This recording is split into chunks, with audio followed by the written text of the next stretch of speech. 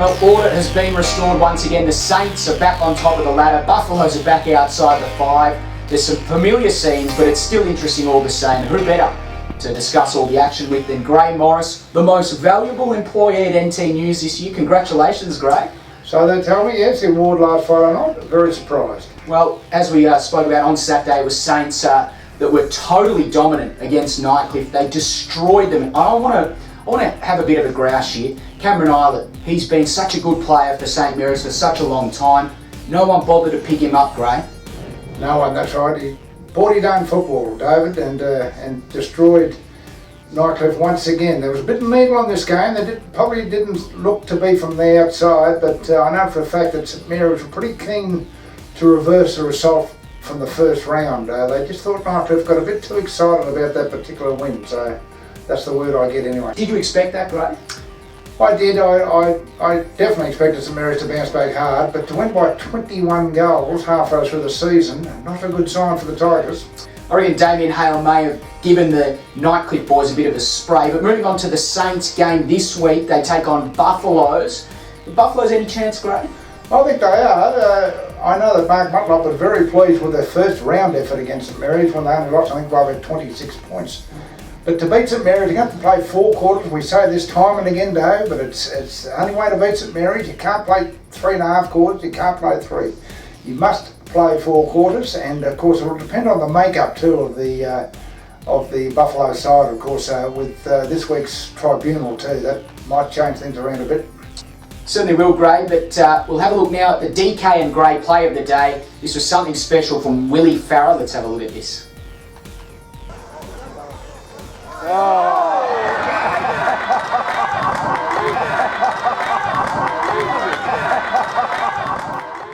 Incredible vertical leap there from Willie Farah. He's something else, Gray, but the Districts were good winners against Waratah on the weekend, and I can tell you, Gray, that Errin Wasley-Black, he was still intact after the game. A few of the boys were seen on Mitchell Street, and all's well that ends well, as they say, and they're all having a bit of a laugh. I did get this photo though, and thought that was rather humorous. And moving forward, Districts played Palmerston on the weekend, and yes, another big game. A couple of teams inside the top 5. Districts in 2nd position now, and Palmerston still in the top 5 in 4th position.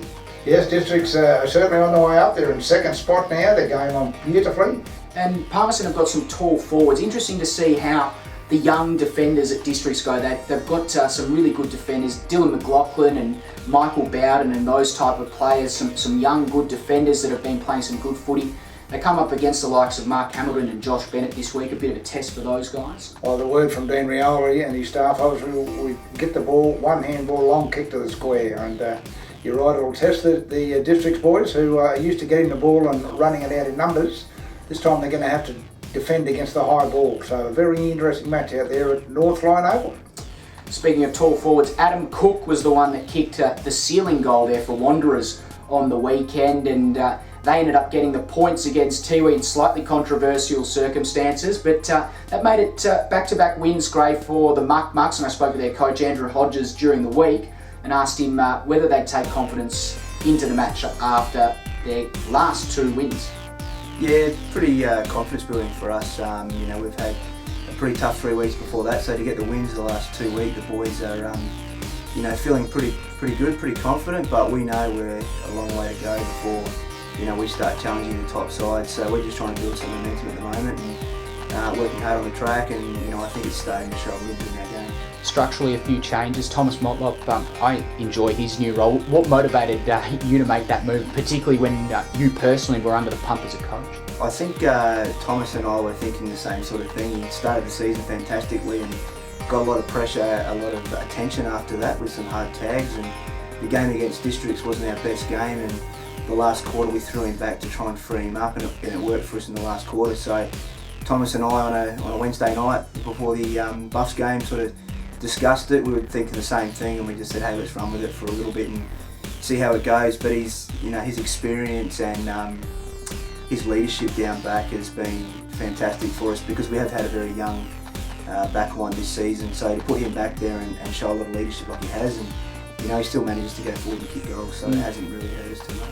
Wanderers coach Andrew Hodges there, thanks for his time. They come up against Waratah this week.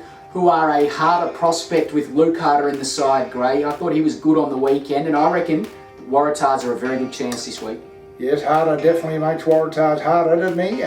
Can they beat Wanderers though? That's the twilight game?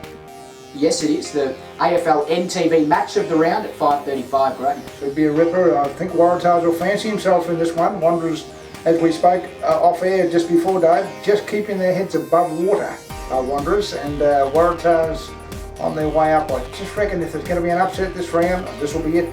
Well, as you say, Wanderers in 5th position, and they're in the top 5 for this round. One team that's not in the top 5 is Tiwi, Gray, and they come up against Nightcliff in the game after. These two teams were the big losers out of round 11 for me. They were, yes, they were definitely big losers, especially Nightcliff, as we spoke about earlier, getting run over by 126 points. The Tiwi Bombers were in it, but it was probably Wanderers' inaccuracy that kept them in it.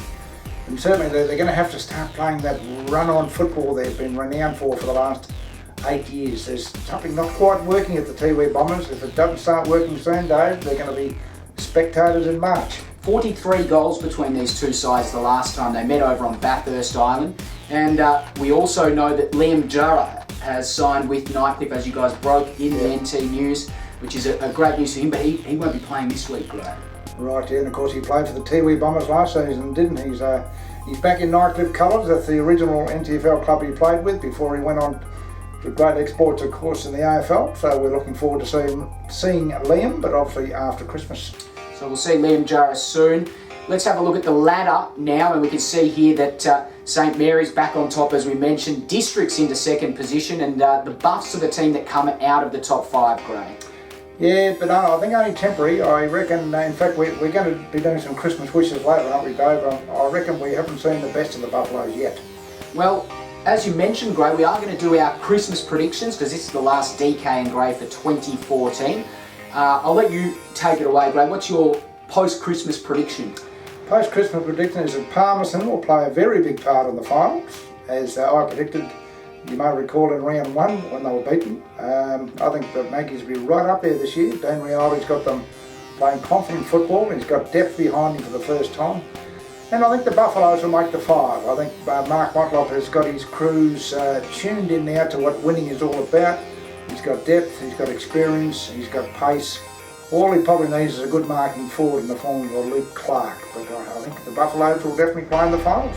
Interesting prediction, Gray. My prediction not so interesting. I think that St Mary's are still too good for anyone, and I think that they will make it through the rest of the season without being defeated. But that's just my view, Gray, and I'd love to see the competition remain close. But from us here today, Gray, and from everyone here at AFL NT and NT News, Merry Christmas, safe holidays, and enjoy the break. We'll be back in 2015, bigger and better than ever on DK and Gray.